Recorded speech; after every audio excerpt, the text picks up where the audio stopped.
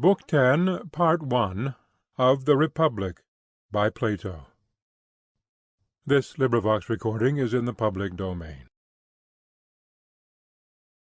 Of the many excellences which I perceive in the order of our state, there is none which upon reflection pleases me better than the rule about poetry. To what do you refer? To the rejection of imitative poetry, which certainly ought not to be received, as I see far more clearly now that the parts of the soul have been distinguished. What do you mean? Speaking in confidence, for I should not like to have my words repeated to the tragedians and the rest of the imitative tribe, but I do not mind saying to you that all poetical imitations are ruinous to the understanding of the hearers, and that the knowledge of their true nature is the only antidote to them. Explain the purport of your remark. Well, I will tell you, although I have always from my earliest youth had an awe and love of Homer, which even now makes the words falter on my lips, for he is the great captain and teacher of the whole of that charming tragic company. But a man is not to be reverenced more than the truth, and therefore I will speak out. Very good, he said. Listen to me, then, or rather, answer me. Put your question. Can you tell me what imitation is? For I really do not know. A likely thing, then, that I should know. Why not? For a duller eye may often see a thing sooner than the keener. Very true, he said. But in your presence, even if I had any faint notion, I could not muster courage to utter it. Will you enquire yourself? Well, then, shall we begin the enquiry in our usual manner? Whenever a number of individuals have a common name, we assume them to have also a corresponding idea or form. Do you understand me?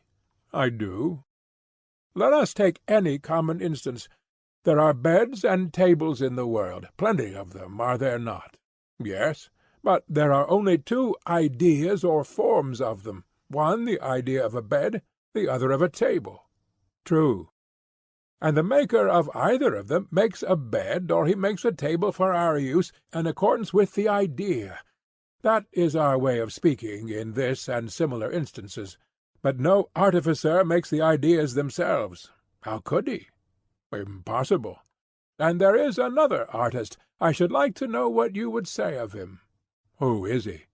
One who is the maker of all the works of all other workmen. What an extraordinary man! Wait a little, and there will be more reason for your saying so. For this is he who is able to make not only vessels of every kind, but plants and animals, himself and all other things, the earth and heaven, and the things which are in heaven and under the earth. He makes the gods also. He must be a wizard, and no mistake. Oh, you are incredulous, are you? Do you mean that there is no such maker or creator, or that in one sense there might be a maker of all these things, but in another not? Do you see that there is a way in which you can make them all yourself? What way? An easy way enough. Or rather, there are many ways in which the feat might be quickly and easily accomplished, none quicker than that of turning a mirror round and round. You would soon enough make the sun and the heavens, and the earth and yourself, and other animals and plants, and all the other things of which we were just now speaking, in the mirror. Yes, he said, but they would be appearances only. Very good, I said. You are coming to the point now. And the painter, too, is, as I conceive, just another, a creator of appearances, is he not? Of course. But then I suppose you will say that what he creates is untrue, and yet there is a sense in which the painter also creates a bed? Yes, he said, but not a real bed. And what of the maker of the bed? Were you not saying that he too makes, not the idea, which according to our view is the essence of the bed, but only a particular bed? Yes, I did. Then if he does not make that which exists, he cannot make true existence, but only some semblance of existence. And if any one were to say that the work of the maker of the bed, or any other workman, has real existence, he could hardly be supposed to be speaking the truth. At any rate, he replied, philosophers would say that he was not speaking the truth. No wonder, then, that his work too is an indistinct expression of truth. No wonder. Suppose now that by the light of the examples just offered we inquire who this imitator is. If you please. Well, then, here are 3 beds, one existing in nature, which is made by God, as I think we may say, for no one else can be the maker. No. There is another which is the work of the carpenter. Yes. And the work of a painter is a third. Yes. Beds, then, are of 3 kinds, and there are 3 artists who superintend them, God, the maker of the bed, and the painter. Yes, there are 3 of them. God, whether from choice or from necessity, made one bed in nature, and one only. 2 or more such ideal beds neither ever have been nor ever will be made by God. Why is that?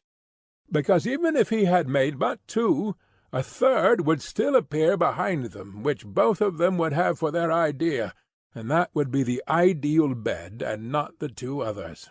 Very true, he said.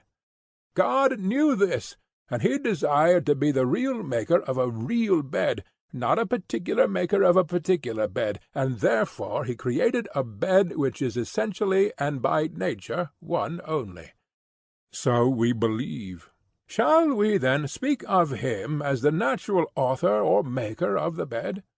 Yes, he replied, inasmuch as by the natural process of creation he is the author of this and of all other things. And what shall we say of the carpenter? Is he not also the maker of the bed? Yes. But would you call the painter a creator and maker? Certainly not. Yet if he is not the maker, what is he in relation to the bed? I think, he said, that we may fairly designate him as the imitator of that which the others make. Good, I said. Then you call him who is third in the descent from nature an imitator? Certainly, he said. And the tragic poet is an imitator, and therefore, like all other imitators, he is thrice removed from the king and from the truth. That appears to be so. Then about the imitator we are agreed. And what about the painter? I would like to know whether he may be thought to imitate that which originally exists in nature, or only the creations of artists.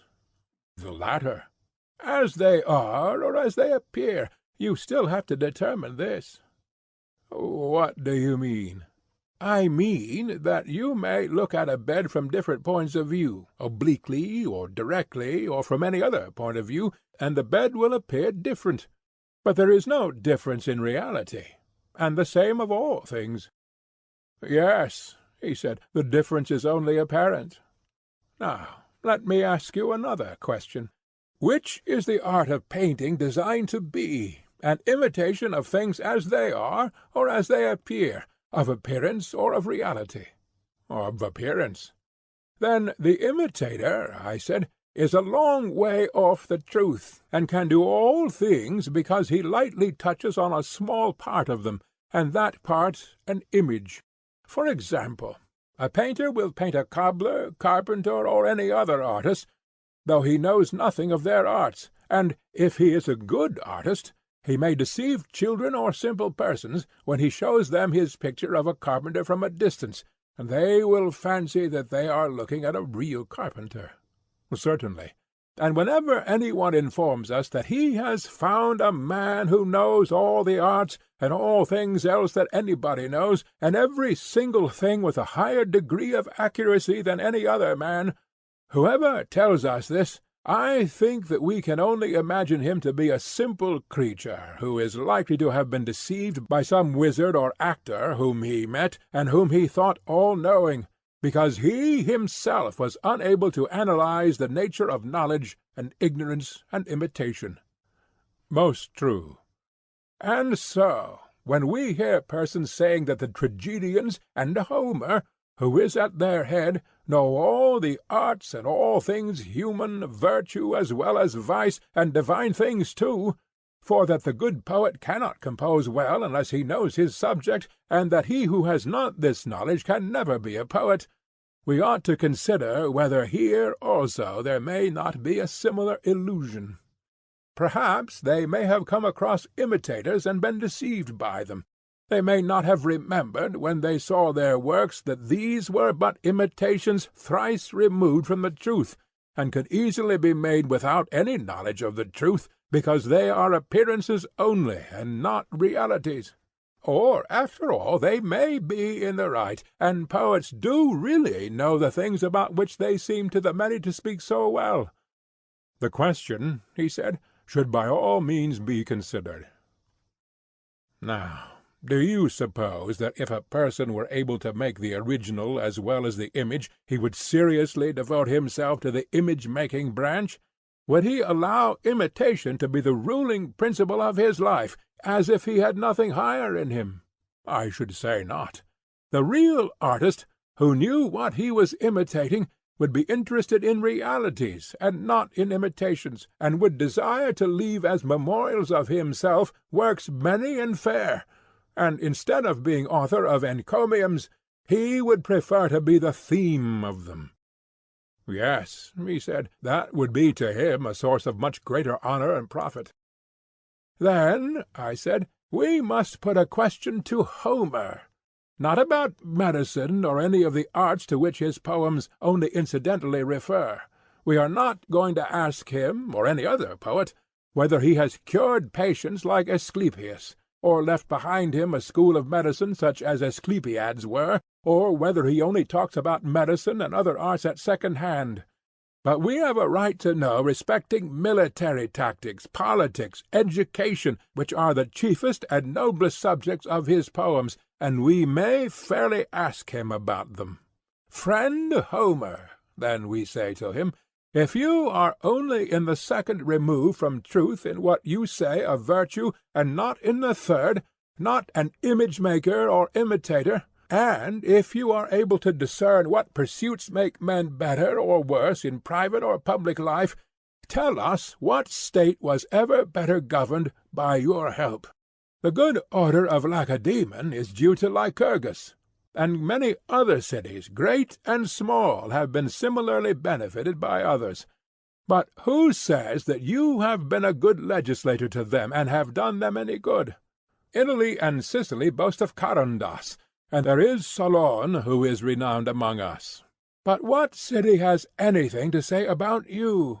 Is there any city which he might name? I think not, said Glaucon. Not even the Homerids themselves pretend that he was a legislator. Well, but is there any war on record which was carried on successfully by him, or aided by his counsels, when he was alive? There is not.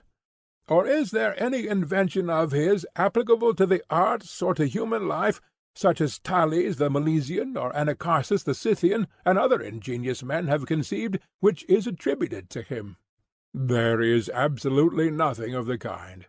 But if Homer never did any public service, was he privately a guide or teacher of any? Had he in his lifetime friends who loved to associate with him, and who handed down to posterity an Homeric way of life, such as was established by Pythagoras, who was so greatly beloved for his wisdom, and whose followers are to this day quite celebrated for the order which was named after him?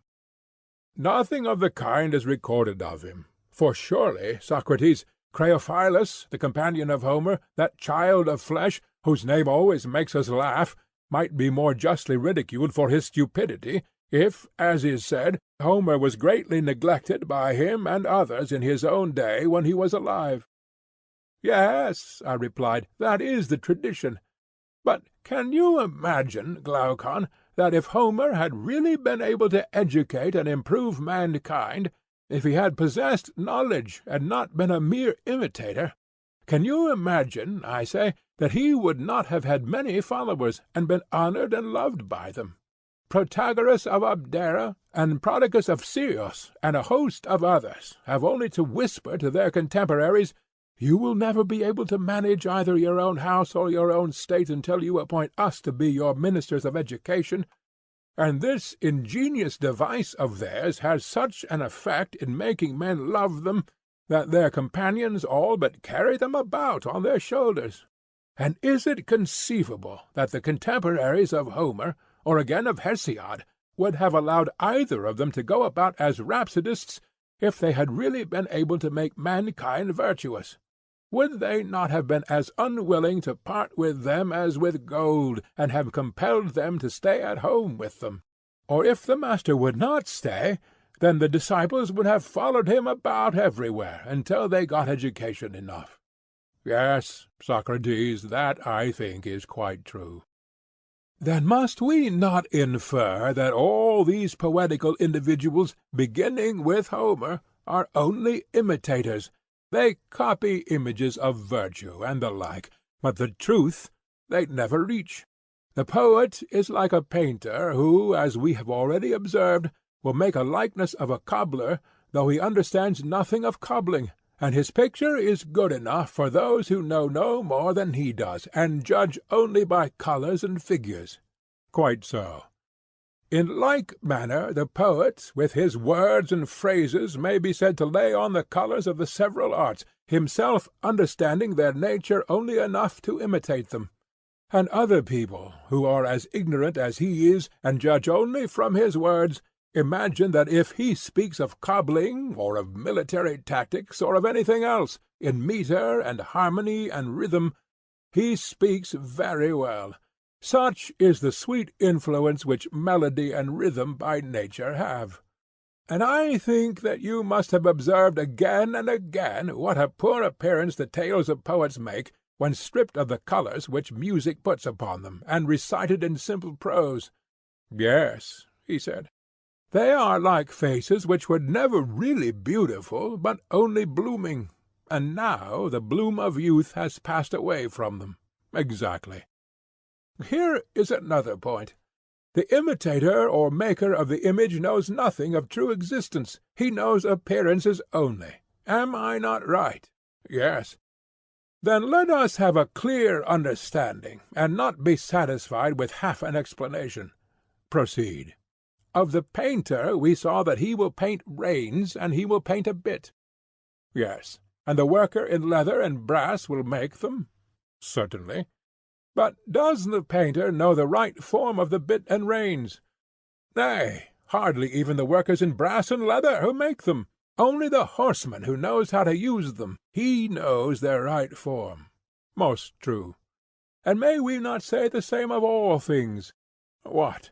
That there are 3 arts which are concerned with all things, one which uses, another which makes, a third which imitates them. Yes. And the excellence or beauty or truth of every structure, animate or inanimate, and every action of man, is relative to the use for which nature or the artist has intended them. True. Then the user of them must have the greatest experience of them, and he must indicate to the maker the good or bad qualities which develop themselves in use. For example, the flute-player will tell the flute-maker which of his flutes is satisfactory to the performer. He will tell him how he ought to make them, and the other will attend to his instructions. Of course. The one knows, and therefore speaks with authority about the goodness and badness of flutes, while the other, confiding in him, will do what he is told by him. True.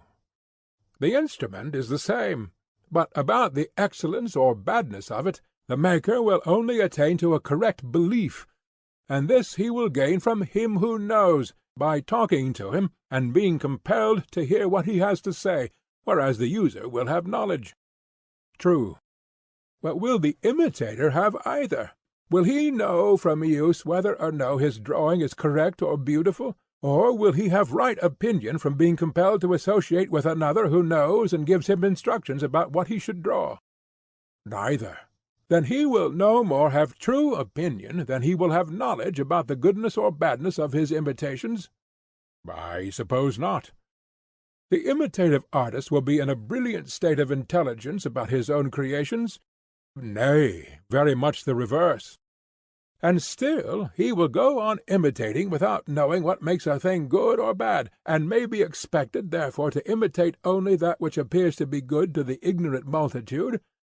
Just so. Thus far, then, we are pretty well agreed that the imitator has no knowledge worth mentioning of what he imitates.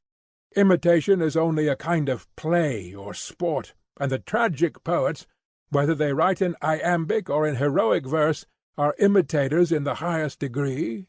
Very true. And now tell me, I conjure you, has not imitation been shown by us to be concerned with that which is thrice removed from the truth? Certainly. And what is the faculty in man to which imitation is addressed? What do you mean? I will explain. The body, which is large when seen near, appears small when seen at a distance. True. And the same object appears straight when looked at out of the water, and crooked when in the water, and the concave becomes convex, owing to the illusion about colours to which the sight is liable.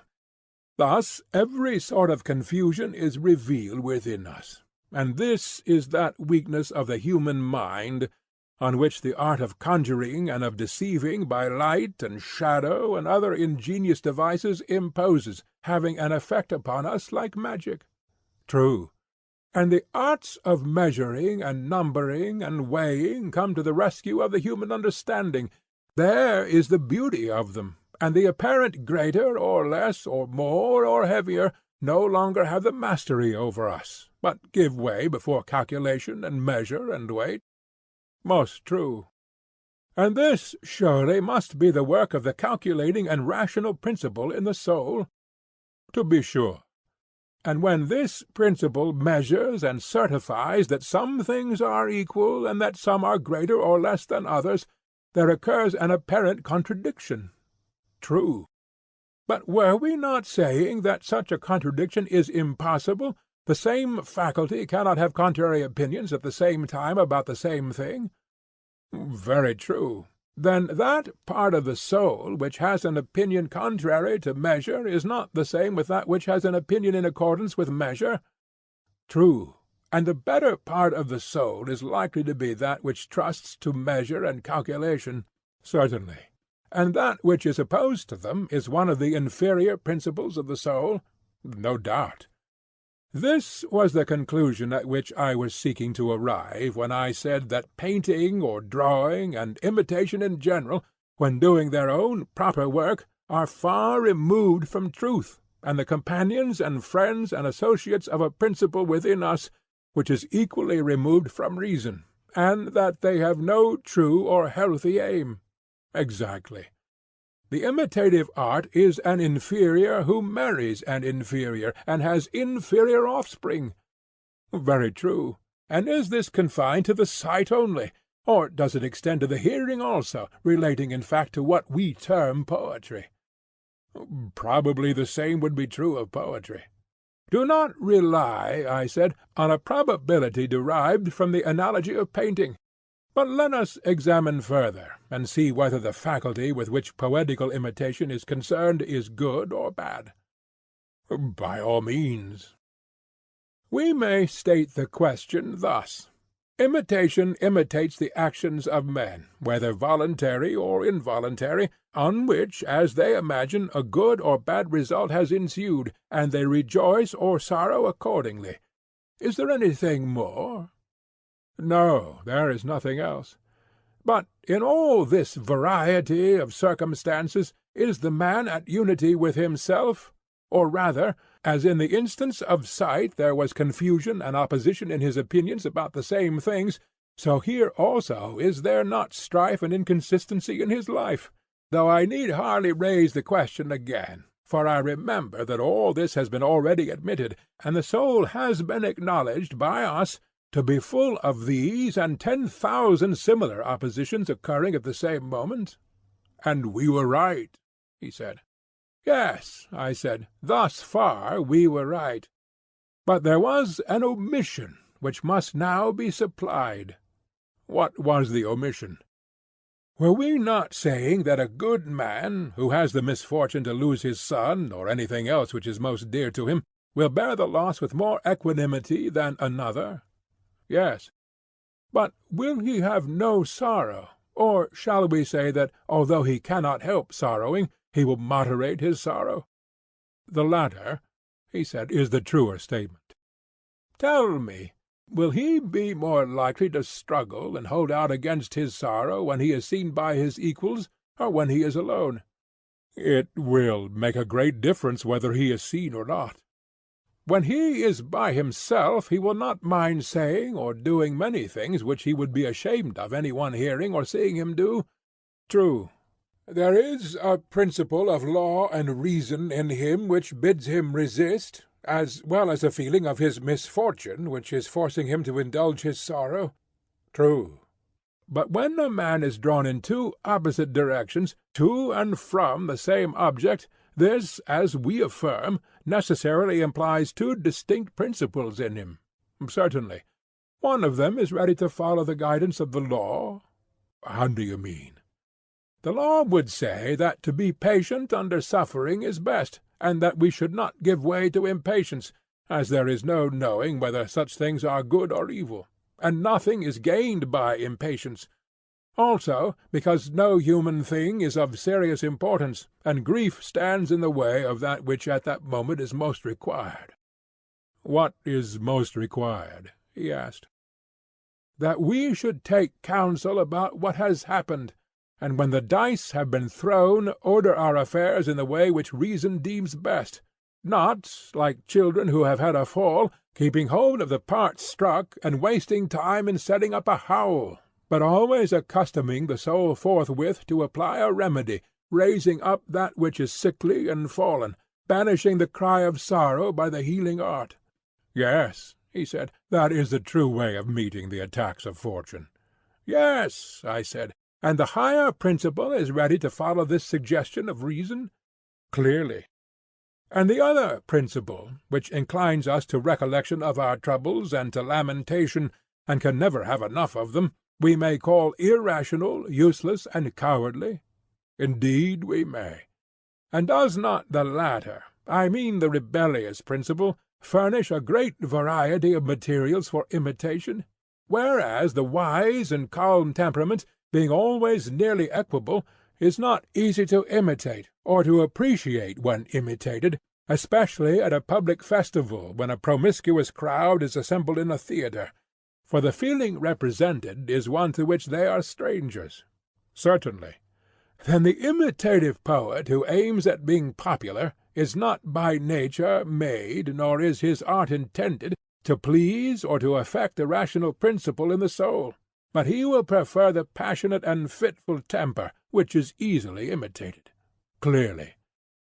And now we may fairly take him and place him by the side of the painter, for he is like him in two ways. First, inasmuch as his creations have an inferior degree of truth. In this I say he is like him, and he is also like him in being concerned with an inferior part of the soul, and therefore we shall be right in refusing to admit him into a well-ordered state, because he awakens and nourishes and strengthens the feelings, and impairs the reason. As in a city when the evil are permitted to have authority, and the good are put out of the way, so in the soul of man, as we maintain, the imitative poet implants an evil constitution, for he indulges the irrational nature which has no discernment of greater and less, but thinks the same thing at one time great and another small. He is a manufacturer of images, and is very far removed from the truth. Exactly. But we have not yet brought forward the heaviest count in our accusation. The power which poetry has of harming even the good, and there are very few who are not harmed, is surely an awful thing. Yes, certainly, if the effect is what you say. Hear and judge. The best of us, as I conceive, when we listen to a passage of Homer, or one of the tragedians, in which he represents some pitiful hero who is drawling out his sorrows in a long oration, or weeping or smiting his breast, the best of us, you know, delight in giving way to sympathy, and are in raptures at the excellence of the poet who stirs our feelings most. Yes, of course I know. But when any sorrow of our own happens to us, then you may observe that we pride ourselves on the opposite quality. We would fain be quiet and patient. This is the manly part, and the other, which delighted us in the recitation, is now deemed to be the part of a woman. Very true, he said. Now, can we be right in praising and admiring another who is doing that which any one of us would abominate and be ashamed of in his own person? No, he said, that is certainly not reasonable. Nay, I said, quite reasonable from one point of view.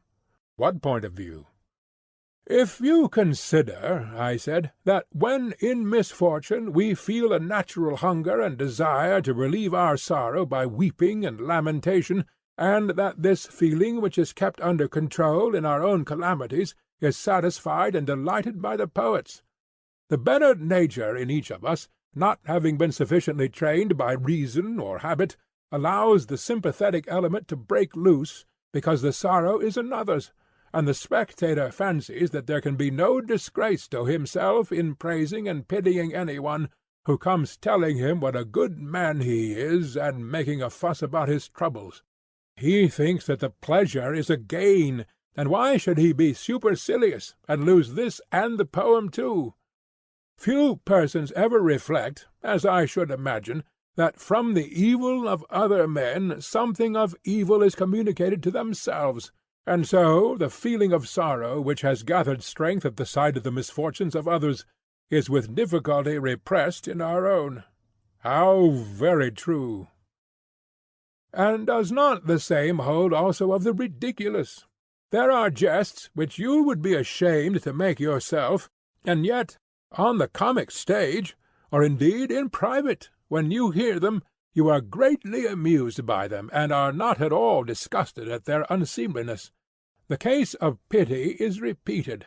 There is a principle in human nature which is disposed to raise a laugh, and this which you once restrained by reason, because you were afraid of being thought a buffoon, is now let out again, and having stimulated the risible faculty at the theatre, you are betrayed unconsciously to yourself into playing the comic poet at home.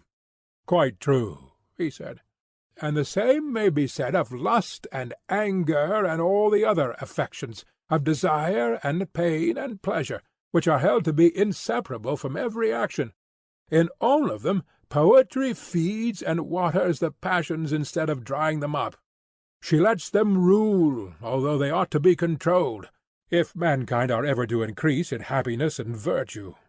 I cannot deny it. Therefore, Glaucon, I said, whenever you meet with any of the eulogists of Homer declaring that he has been the educator of Hellas, and that he is profitable for education and for the ordering of human things, and that you should take him up again and again, and get to know him and regulate your whole life according to him, we may love and honor those who say these things. They are excellent people as far as their lights extend, and we are ready to acknowledge that Homer is the greatest of poets and first of tragedy writers. But we must remain firm in our conviction that hymns to the gods and praises of famous men are the only poetry which ought to be admitted into our state. For if you go beyond this, and allow the honeyed muse to enter, either in epic or lyric verse, not law and the reason of mankind, which by common consent have ever been deemed best, but pleasure and pain will be the rulers in our state. That is most true, he said. And now, since we have reverted to the subject of poetry, let this our defence serve to show the reasonableness of our former judgment in sending away out of our state an art having the tendencies which we have described. For reason constrained us. But that she may not impute to us any harshness or want of politeness, let us tell her that there is an ancient quarrel between philosophy and poetry, of which there are many proofs, such as the saying of the yelping hound howling at her lord, or of one mighty in the vain talk of fools, and the mob of sages circumventing Zeus, and the subtle thinkers who are beggars after all, and there are innumerable other signs of ancient enmity between them. Notwithstanding this, let us assure our sweet friend and the sister arts of imitation that if she will only prove her title to exist in a well-ordered state, we shall be delighted to receive her. We are very conscious of her charms, but we may not on that account betray the truth. I dare say, Glaucon, that you are as much charmed by her as I am, especially when she appears in Homer. Yes, indeed, I am greatly charmed. Shall I propose, then, that she be allowed to return from exile, but upon this condition only, that she make a defence of herself in lyrical or some other metre? Certainly, and we may further grant to those of her defenders who are lovers of poetry, and yet not poets, the permission to speak in prose on her behalf. Let them show not only that she is pleasant, but also useful to states and to human life, and we will listen in a kindly spirit. For if this can be proved, we shall surely be the gainers. I mean, if there is a use in poetry as well as delight. Certainly, he said, we shall be the gainers. If her defence fails, then, my dear friend, like other persons who are enamoured of something, but put a restraint upon themselves when they think their desires are opposed to their interests, so too must we, after the manner of lovers, give her up, though not without a struggle.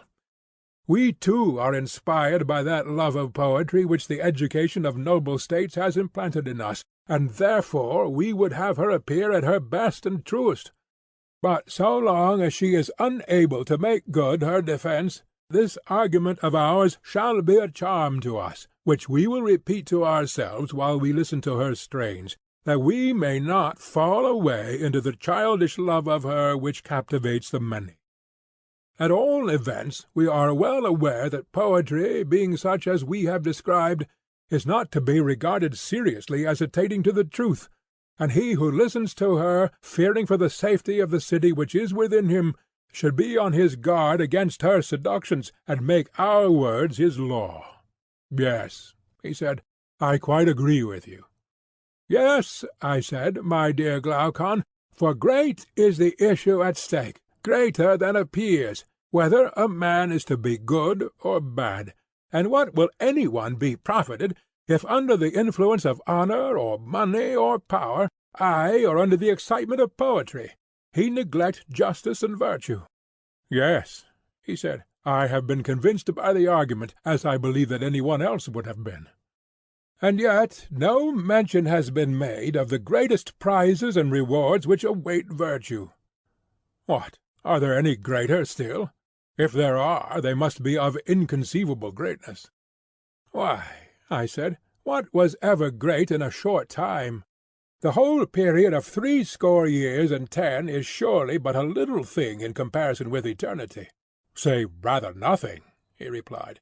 And should an immortal being seriously think of this little space rather than of the whole? Of the whole, certainly. But why do you ask? Are you not aware, I said, that the soul of man is immortal and imperishable? He looked at me in astonishment, and said, No, by heaven! And are you really prepared to maintain this? Yes, I said, I ought to be, and you too. There is no difficulty in proving it.